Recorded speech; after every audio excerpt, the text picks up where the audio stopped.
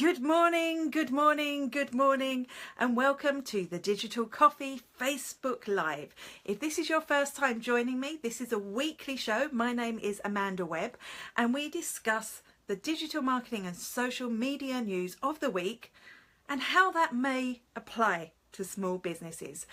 It's called the Digital Coffee because this is time for your coffee break. Grab a cup of tea, grab a cup of coffee, and join me for the news. And this is my magic espresso cup. I am so enjoying an espresso this morning. I didn't feel like a big chunky coffee, and this is hitting the spot. So if you're joining me, do let me know where in the world you are and let me know what you're drinking. God, that coffee is good. And let's just have a quick look at the topics that we will be discussing today. I'm getting better at this left-right thing. We've got, yes, look. First time in ages we've had a Snapchat logo.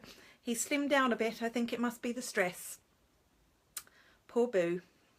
Snapchat, we've got some Snapchat news. Basically, I am wearing, don't know if you can see it, I am wearing a Facebook t-shirt that they gave me at the Facebook Developers Conference. I'd love to say I was at the Developers Conference. I was in Facebook Dublin where they had a live stream of the Developers Conference.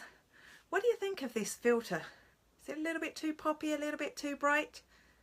What do you think? Should I just go back to normal, or do you like the psychedelic look? I kind of like it. It makes my complexion look good. Okay, we do have some Twitter news, some interesting Twitter news to do with video. We have, as I said, a ton of Facebook news. I've got two big things. I've got a messenger thing, and there's a really interesting thing that's happening for business, small business, I think, there as well. A little bit of LinkedIn news, reflected by the size of the logo, and of course, we've got some Instagram news. So do tell me where you are, what you're drinking, and I tell you what, if you know somebody that would like to hear this week's digital marketing news, click the share button below. You could share it onto your profile, you could share it into a group, you could share it onto a page that you manage. Let's start. Well, one more sip of espresso.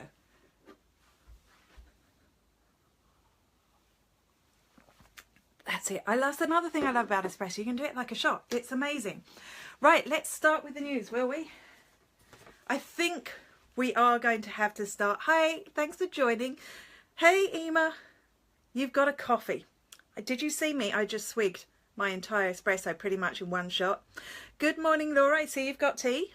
Maybe a cup of tea afterwards.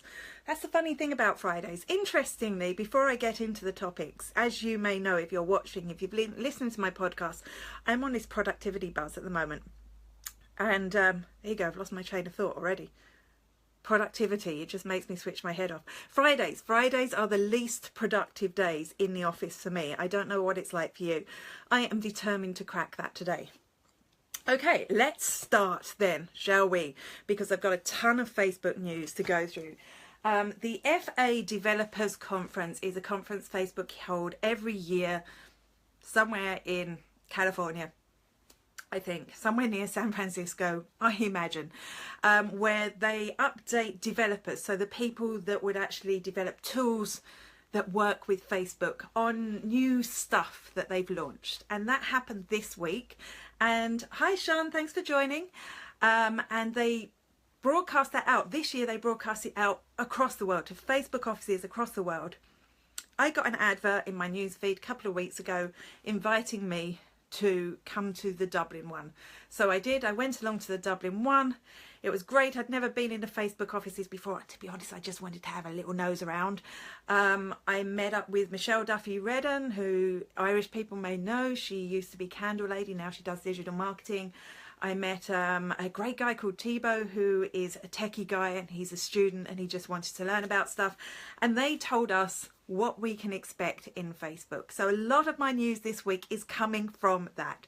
And they gave me a t-shirt. You can't see it very well, but I am wearing my Facebook t-shirt for possibly the only time I will ever wear it. So the first bit of Facebook news, getting onto the news then, from this conference was augmented reality. This is going to be huge. I get excited, more excited, I have to say. Hi Kate, thanks for joining, about augmented reality than I do about virtual reality. What am I talking about? What even is augmented reality? Well, augmented reality is, you're probably familiar with it if you're a Snapchat user or if you've ever used Snapchat. It's kind of an overlay that you put on the world. I can actually do it during a Facebook Live. You may remember way back a few months ago I did one with a panda face when they brought out these masks, and I can move around and it sticks with my skin. So it actually made me look like a panda for a brief period of time. And that's what augmented reality is, and that we've had on Snapchat for a very long time. The filters where we could puke rainbows, that's augmented reality. The filters where we can make ourselves look pretty or put halos on or whatever, that's augmented reality. I remember a couple of months ago talking at DMX and talking to them afterwards, Amanda Panda, exactly. Saying that I thought augmented reality was the thing that Snapchat were really excellent at, and I think spectacles and a lot of their camera products that were coming their way was what was going to keep them standing out from the crowd. But Facebook, I don't think they're listening. They're a big, evil company. Well, they're not that evil, just a little bit evil. They're trying to steal everything. They want to be the internet. So of course, well, one, because augmented reality is a big thing, but secondly, it's the last thing Snapchat had going for them. They have now developed some really cool augmented reality stuff. It's not available yet, but Mark Zuckerberg started by saying, look, we've rolled out all these cameras. You notice we've rolled out these cameras. And of course, we've got one on Facebook, we've got one on Messenger, they've got one on WhatsApp, and of course we started with cameras on Instagram. And it's those cameras that are going to give us augmented reality. So you'll be able to hold your camera up to something and they will put an animated thing on the screen. They showed us two examples. Good morning, Naomi. Wi-Fi issues. If you have to wait for the replay, no problem. So the first one they showed us was really cool. It's kind of like a kitchen table, and the camera is able to map out that kitchen table and put objects on it. So they showed us little sharks swimming around a cereal bowl, for example. Really cool. And the second thing they had was the outside of a Facebook office, I think, and it was just like a plain white wall, but if you hold your camera up to it, you see all this paint flowing down, this like living artwork. It's really, really cool. The downside is you're looking through your camera at something. It's going to be so much cooler when you're able to wear glasses, or whether you're able to, I think he even mentioned contact lenses as the future. But it's really nice. This is big. We're all going to be able to access this technology soon. And that's where it's going to be bad news for Snapchat. Although at the moment, I think Snapchat still rule this space. Onto that in a second. Who's excited about augmented reality? Hearts, hellos, yeses, whatever. I'd like to see them. There's some really exciting stuff actually. I'm just trying to see if I made a note of it here somewhere else, if I'm coming on to it later. Oh, no, okay, I didn't make a note of it here.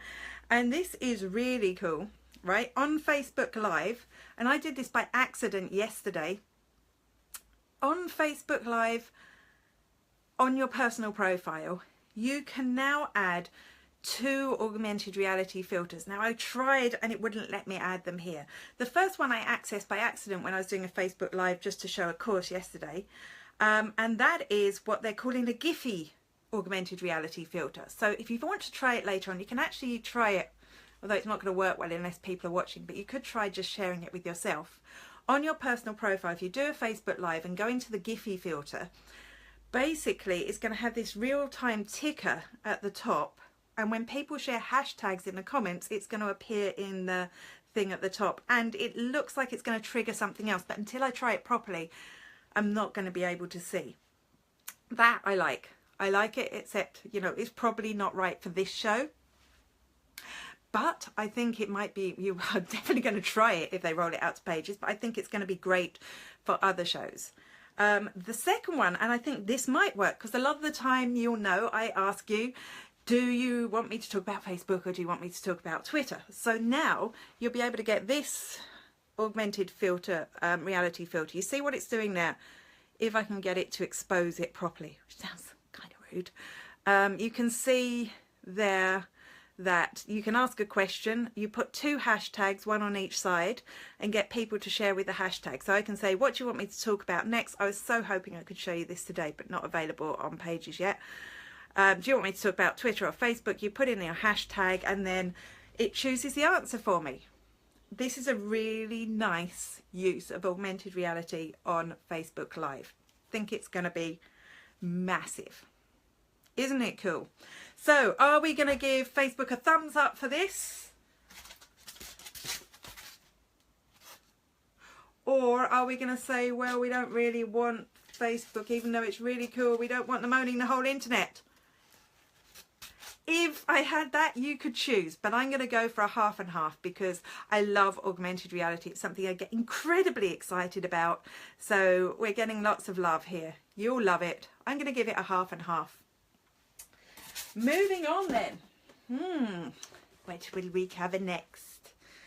I think I'm going to stick with the Facebook news just so that I don't go off stream. Is that all right with you all? I'm seeing a yup from Laura, but I think that was from ages ago. Okay, but it doesn't matter if it's all right for you. So that I'm going to do it anyway. I'm just sticking with Facebook and that's it. Second bit of Facebook news then is Facebook Spaces for VR. So we've talked about AR, which is augmented reality. Thanks, Emma. Yes, well, it's just as well really because I was going to go with Facebook anyway. VR is virtual reality. So this is the stuff that me as a science fiction fan has been watching and reading all my life. So this is exciting, but I'm going to tell you why I don't think it's exciting as augmented reality at the moment. They are, you may know that a few years ago, Facebook bought Oculus Rift, which is a virtual reality tool. It's basically this gigantic headset that you wear. And when you wear it, it puts you in another world. You're like 365 degrees, actually full bubble around you of this virtual space. It's very cool. The first time I tried virtual reality, I tried these Google Cardboard things. You can slot your phone in, which gives you that kind of impression, but you're still aware of the world without you. What happens with Oculus Rift is because it's very, very immersive. I have tried Oculus Rift. I've also tried PlayStation virtual reality, the VR goggles, and I have to say, of all of them I've tried, that is the most immersive, the most incredible virtual reality I've tried. Oculus Rift owned by Facebook. Now, finally, they're doing something with this. So they imagined that it would be a bit like a group. They're called Spaces, so you can get together with a group of friends. Each of you will have an avatar. So it'll be you in the virtual space and you're able to have conversations, look at 360-degree videos, discuss shopping options, stuff along those lines. It sounds really exciting until you see the demo. Now, I don't know really what I expected because I'm aware of the limitations of virtual reality, but at the moment, your avatar is just, people were likening it to Second Life, which if you aren't aware of it was like a social network before there were social networks. It's like real simplistic avatars. I think for virtual reality, I want to be thin. I want to be sexier. I want to not have to dye my hair so frequently and still have it a mad red colour. That's what I want from my avatar. So slightly disappointed, but really the technology is not there to make it any better.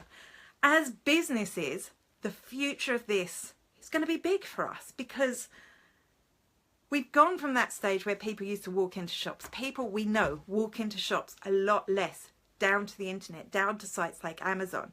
But people really do want to interact with you and your business. That's so nice, Emma. I'm really not thin, if you could see below this level. Okay.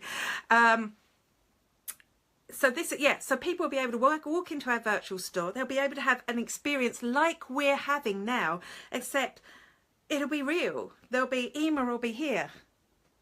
She'll be able to see my slim sexiness. And it'll be a real interaction. It'll be like that film with Keanu Reeves, The Matrix. It'll be like that.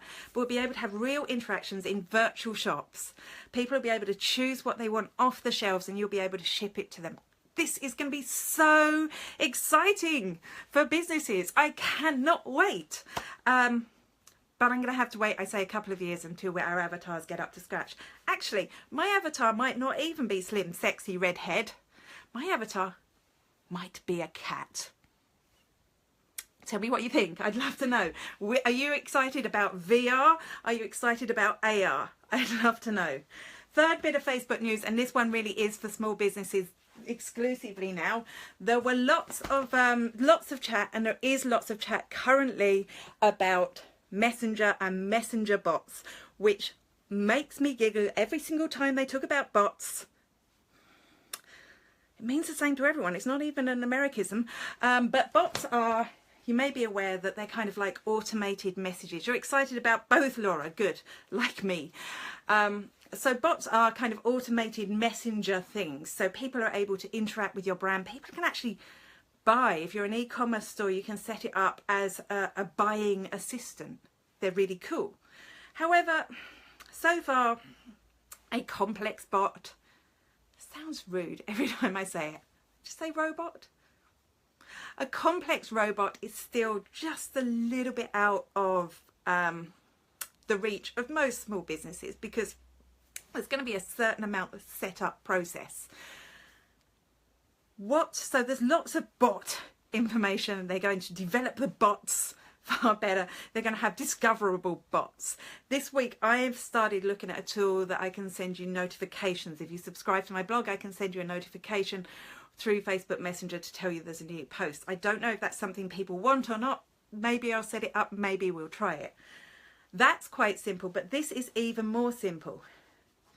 I like how it's used in the Hello app. You see, I don't use Hello because I got in there once and it got really OTT. But yes, Hello would be, for those of you that aren't aware of Hello, Hello is a chat like WhatsApp, but by Google, and it has lots more functions. So it has like a virtual assistant you can have within there, and that's pretty much what bots are doing. These new bots, or this new system, then what I think is going to be good for small business, and let me just grab my notes so I can remember what it is, that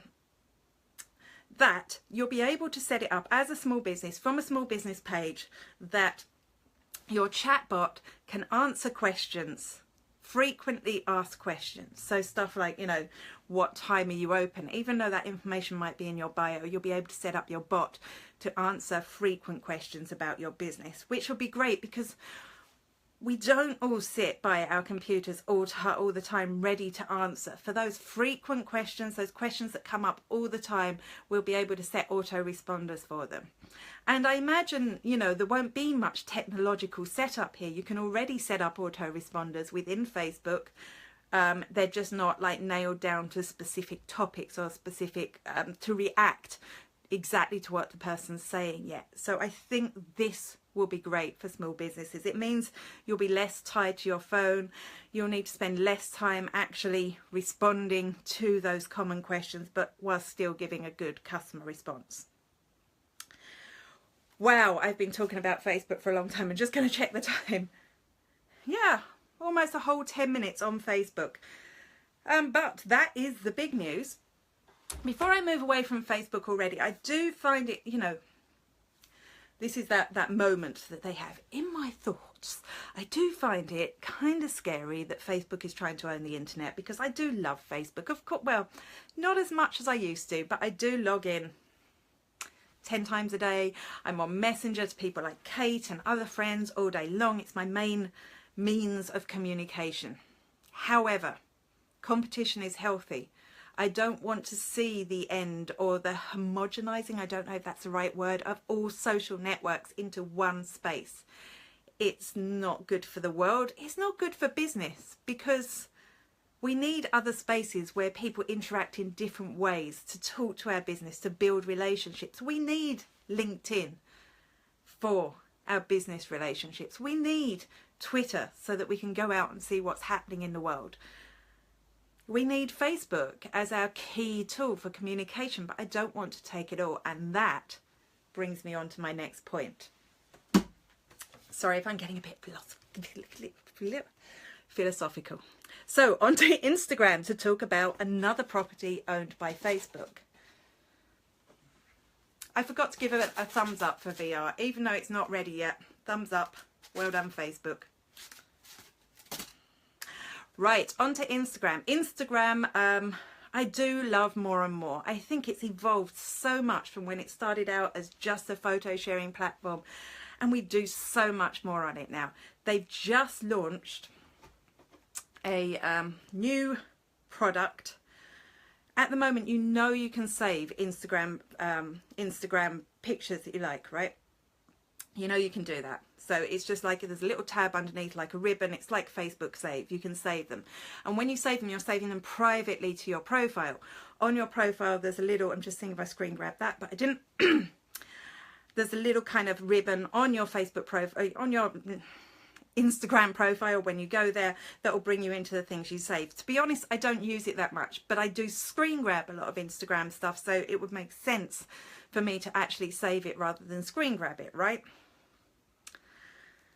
So at first this was just a nice way to keep in touch with your top photos. So I was using it so that I would remember specific accounts, because there's nothing like a Twitter list within Instagram. I'd put, you know, things from the favorite accounts. I'd save those so that I could go and visit those accounts again on a regular basis. For training, this is really useful because the specific accounts I'd want to use as examples on a regular basis. So this was what you would see. Right, yes.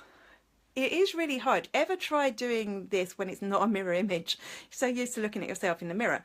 So I don't think it's, I'm just trying to get it so it's going to expose for that. You cannot see the word collections there. Okay, trust me that to the right of this, there's this thing that says collections. And that means that you can now group together your saved Instagram posts into collections of specific things. Does this sound familiar to any of you? Does it? Pinterest, anyone? No! Facebook, you cannot have Pinterest as well. I don't even like Pinterest. You're not allowed to have it. I like Pinterest. I will be using this tool. I'll definitely use it more than I use Pinterest. You see, they've got me every single time. And I think this will be great. So you click create collections, and then you can select images from your favorites that you want to put in the specific collections. Again, for a trainer like me, this is great. Every time I see a good example, I can bookmark it to a good example, a good ad example. I can bring together all the accounts I want to save, again, into a collection, which will be like a list. So anytime I want to see all my food bloggers, for example, in one spot, I can click into food bloggers. I can see loads and loads of uses for this. I think it's going to be huge. Will it kill Pinterest? You know what? I really think Pinterest are a very, very smart company. They tell us they're not a social network. They know exactly what they are and where they're going. They're a search engine. Will it kill Pinterest? No, I really don't think so. But I hope I'm not eating my words in a few months' time. I think this will be great if you want to create a customer list, if you want to create a inspiration board, all the things you may use Pinterest for, but in a social context, this is going to be great for. I'm going to give this another thumbs up. Another thumbs up. What do you think? Do you like it? Give me a thumbs up if you like it. Give me a heart if you love it. Did I just see Beatrice pop in there? Hi, Beatrice. I think it'll be an interesting one. I think as businesses, for example, we should be telling people that we'd like them to bookmark specific things. So bookmark my blog posts. I might go back to sharing my blog posts on Instagram. Lots of thumbs up for that one. Anyone not like it, you can give me an angry face. Anyone feel a little bit scared of Facebook like I am at the moment? Should I stop doing emojis altogether? Moving on then. Snapchat news. And it's a long time since I've had the ghost. It's a long time since it's been here. And as I said, I went in to get some screen grabs of this earlier. And I remembered why I loved Snapchat. And I remembered why I can never go in there, because it's so tempting just to lose your entire life to Snapchat. We're back to augmented reality. At the moment, you know, on Snapchat, you know the one thing, scared of the scary face. Thanks, Kate. Who's a Snapchat user? I would say hands up, but I can't see you, so give me a like if you're a Snapchat user. You can give me a like even if you just have a Snapchat account that you don't use. I know there's a bit of a time delay, but nobody? Nobody? Angry face, is that Kate? And a thumbs up. Okay, the thing that got me the most excited about Snapchat is, you know, when you go onto Snapchat and if you hold your finger on your face when it's facing you, the camera's facing you, click the finger on the face, this little mask, and you can choose from masks. Augmented reality, we've talked about this already. I like this. I like that. When I found out I could puke rainbows, that was the moment I fell in love with Snapchat. Call me a child, but I loved it. And that's probably what got me hooked. I wasn't really into it until I found I could puke rainbows and I could do all these faces. So that's great, right? If you go in there now, there's this great goggly eye one that puts these gigantic eyeballs on you. But now you can add those augmented reality filters to the world around you, and they're calling these Snapchat world lenses. Same process, you go in, you hold your finger on the screen, you'll get the options of the ones that you want to select from. So the goggly eyed one, they're animated, and they, like the Facebook ones I was describing, they interact with the environment that you're in. If anyone played Pokemon Go, you'll remember you could see Pokemons like sitting on stuff. It's pretty much the same process. So this would be an animated video, but obviously I can't show you that because I couldn't save that down. But here you can see the eyeballs bouncing up and down on my computer. So it knew my computer was there. It augmented reality by putting the eyeballs on my computer, and they were bouncing up and down like bouncy balls. Unlike Facebook, Snapchat have spectacles already.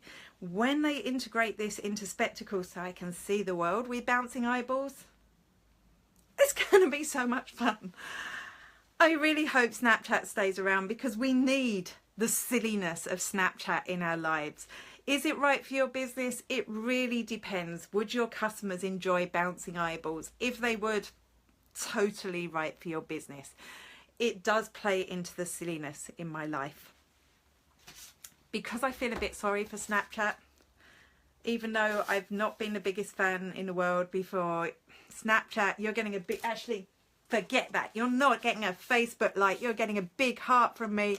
Not even augmented reality Snapchat. I love that. I had to try so hard to go and leave Snapchat today once I discovered it.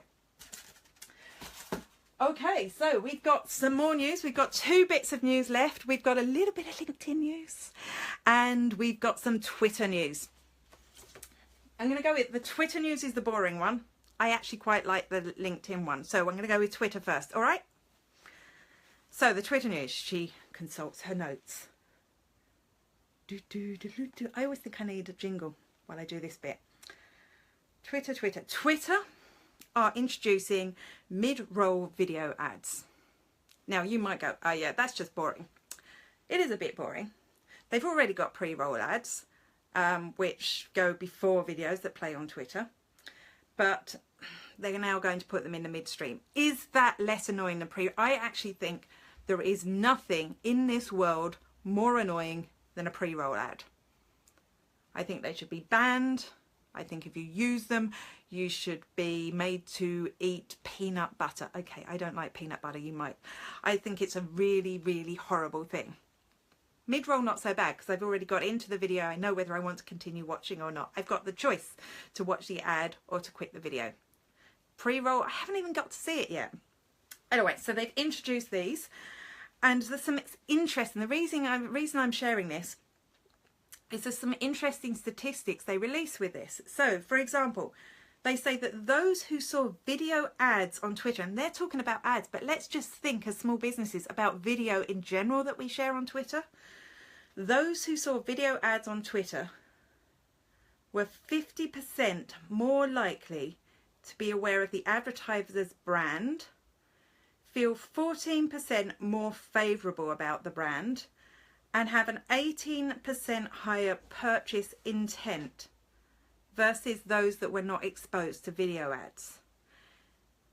Now, that's video on Twitter. Forget whether it's an ad or not. How cool is that? We need to look at more video on Twitter. And I mean, uploading it natively or using Twitter Live, definitely need to be looking at that. If you follow my Twitter, you'll see I've done a few Twitter Lives, because not everything belongs on my Facebook page. I do think it's good. The second statistic along with that, this leads to video ads on Twitter being almost 2 times more memorable when compared to the same ads on other premium sites. So that means, I guess, YouTube and Facebook. For me, this is a big, I got to do more Twitter video. I don't know how you feel about that. It shows that Twitter are now committed to video. I think their Twitter Live, which is Periscope on Twitter, I think their Twitter Live, the fact that you can actually share long form live videos on there beyond the 140 seconds. By the way, 140 seconds, genius for a recorded video. I love that. It means that you can get your longer form content onto Twitter. I do think this is going to be cool. And it also is showing me that one of the reasons we like online video, right, is because we don't have the ad breaks. Well, now all the places that you look at video, if I ever get 300 concurrent video viewers on here, I can monetize this Facebook Live, and I could go, well, we're going to take a break now. It's going to be weird. Online stuff has become TV. Are we destined to always create the same things over and over again? I don't know. Right, finally that LinkedIn news, which I told you is a bit more exciting than the Twitter news. I think it's kind of cool. We know LinkedIn has had some phenomenal changes recently. They desperately want people to use LinkedIn more. I think it's working. I probably go there more, and I'm not quite sure why. I know I should, but I've always known I should. However, they're doing a lot of automated stuff now. So they're suggesting to you, you might remember from a few weeks ago, they're suggesting to you that you update your summary, and they give you something. They're suggesting to you loads. This new section, they are suggesting you content that you can add to your profile. So they'll go over the internet, they'll find this article that's about you, and they'll say, oh look, we just found this about you. Do you want to add it to your profile? If it's not about you, you can say, this isn't about me. They're going to do it for articles, patents, and certificates. I was going to share more on that, but I've just noticed I'm over time. So I will leave the link below. And just to let you know, if you want to join Facebook Lives in the future, spiderworking.com/Facebook Live. If you sign up there, you will get a reminder an hour before the show. It doesn't sign you up to any other lists. That's all you'll get. And finally, before I go, if you know someone that would enjoy watching this news, please click the share button underneath. Share it on your profile, share it in a group, share it on your page, whatever works for you. If you know people would be interested, let them know. And until next week, goodbye.